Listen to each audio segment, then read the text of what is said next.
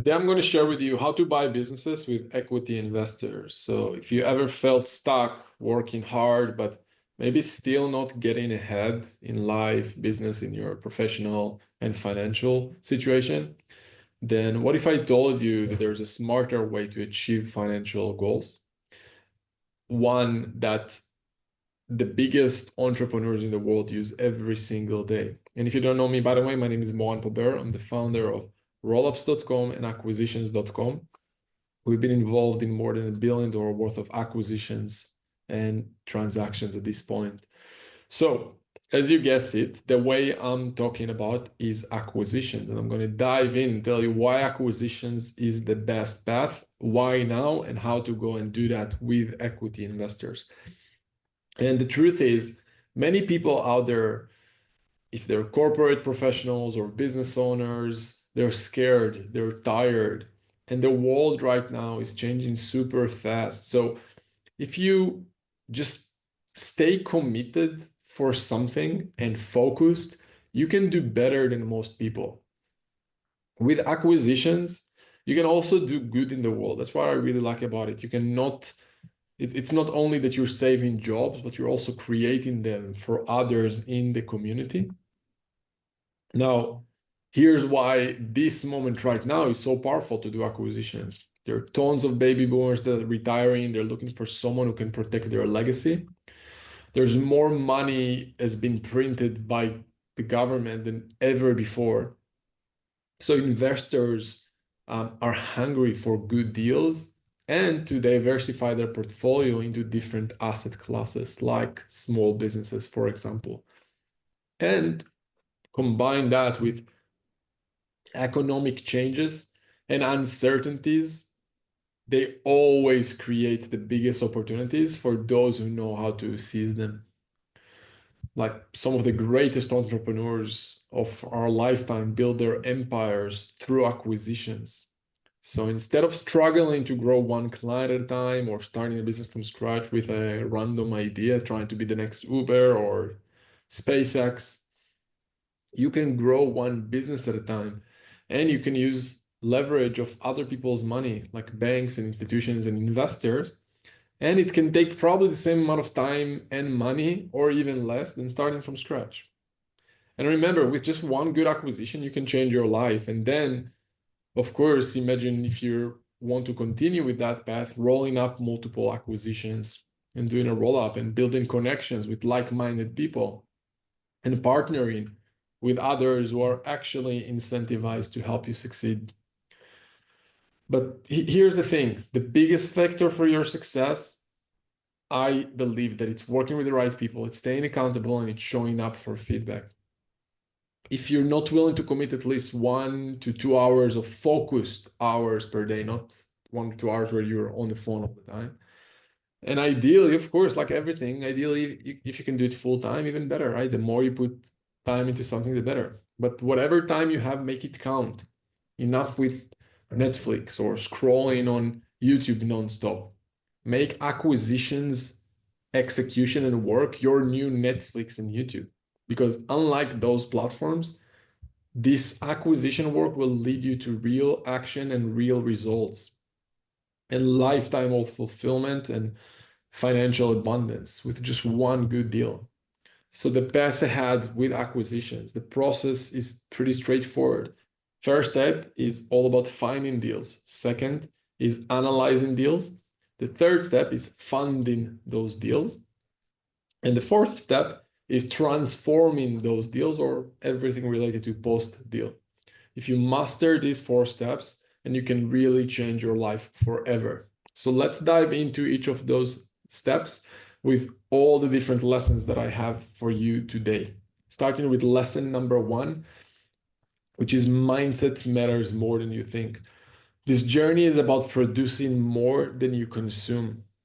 It's about taking massive imperfect action rather than perfect inaction.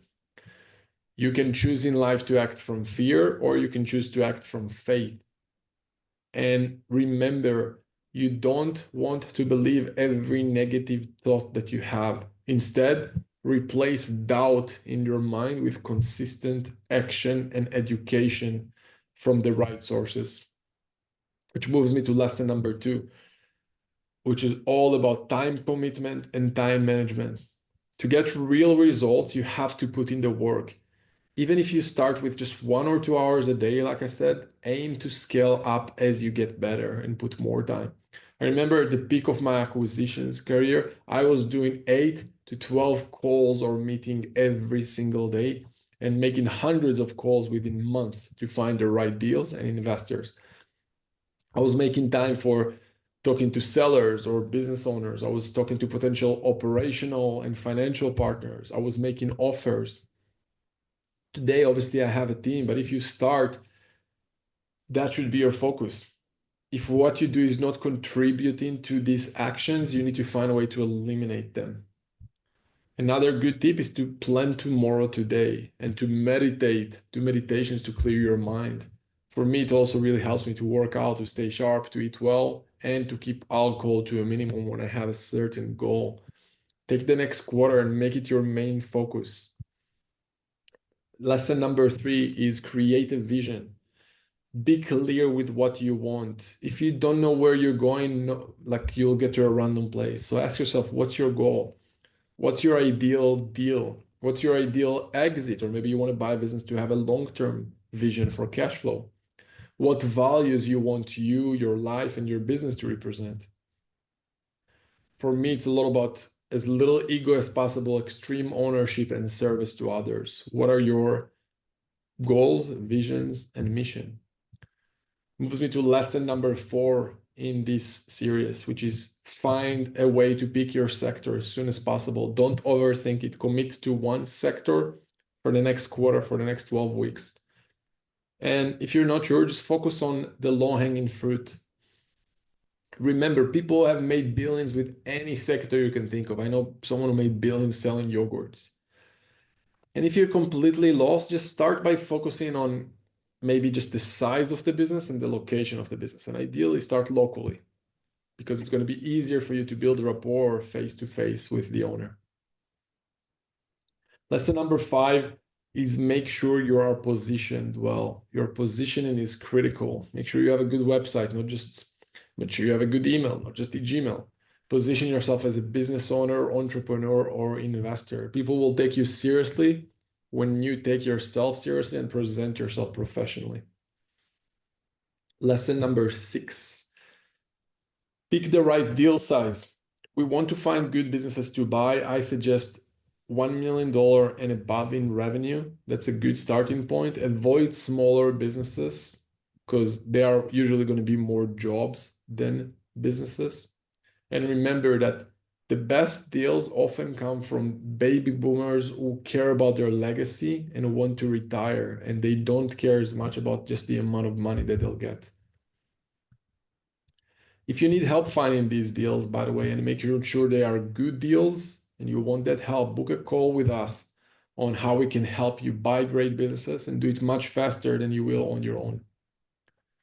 Let's move to the next lesson, which is finding ways to finance deals using equity. So how do we do this?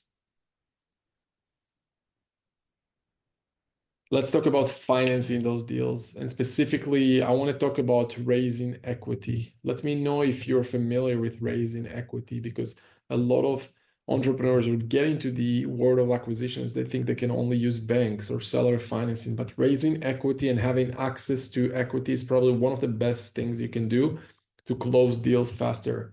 So let's break down how equity investment work. What's equity investment to start with, right? It's basically when you sell a portion of the company's equity in exchange for cash. And for the investor, there's no obligation to pay back the money ongoing. Instead, they join as a partner. So you take on as a partner, as an investor. So why to even do this? In the short term, it takes pressure off the business cash flow. And it can improve what we call the coverage ratio compared to having more debt on the business. Also, most debt providers or loan providers, they want to see some equity ideally alongside their debt. So you will work with investors in this case when you raise equity instead of just banks when you raise equity deals. If you work with us, by the way, with acquisitions.com, we have thousands of equity investors that look to invest in acquisitions, and we can really help you close deals faster when you have the right deal in place. Let's move to the next lesson, lesson number 8, which is find a way to agree with investors on the terms in advance. So what it means that having equity investors, first of all, it makes you look more credible to sellers and banks because you have cash to close the deal or more cash to put that close in. If you pick the right investor, they can also act as a mentor, as well as sharing their experience and information and understanding of the sector if they're coming from a place to help you grow the business. So it's a strategic investor, not just capital investor.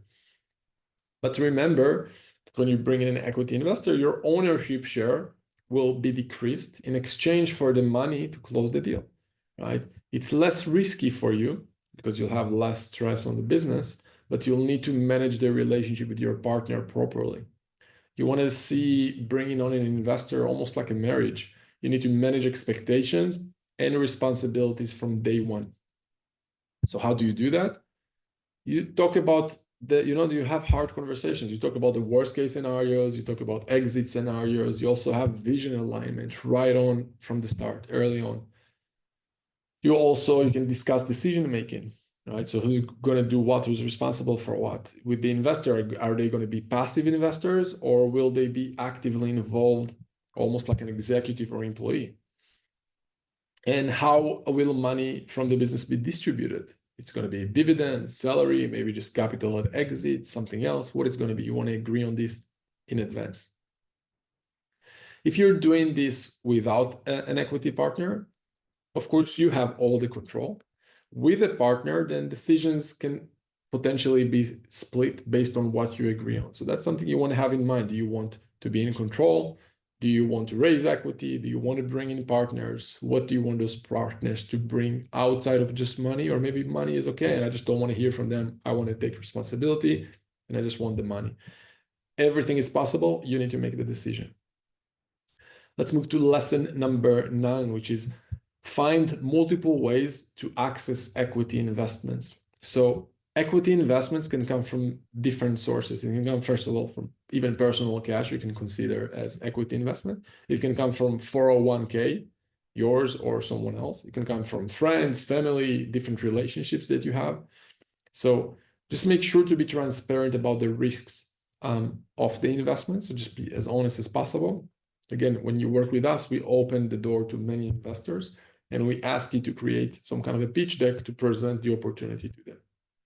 And I believe in the sentence that basically says that I'd rather own 10% of a billion than 100% of zero, right? Because if you can get smart money, I think it's worth every penny, even if you own less than 100% of the business. If you look at the wealthiest entrepreneurs in the world, like Elon Musk and Jeff Bezos, they own less than 20% of their companies because they sold shares of their companies, in their case, to the public markets, to the public investor. Let's move to lesson number 10, which is equity investors deserve most of the deal, if not all of the deal. In my opinion, the default way to look at a deal, or by definition, the person who's bringing the money deserves 100% of the deal unless you can prove otherwise.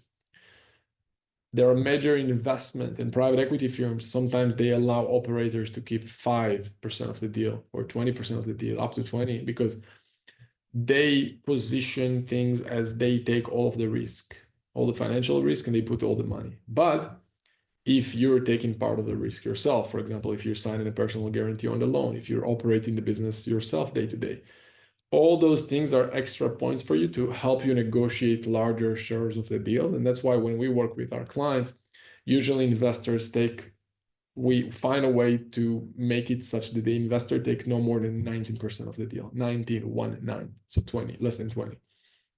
However, if you're talking to sophisticated investors, so what we call smart money, they will also potentially look at what skin in the game do you have. Again, some of the things that I said before, right? Are you putting any risk? Are you putting any time? What are you bringing to the deal?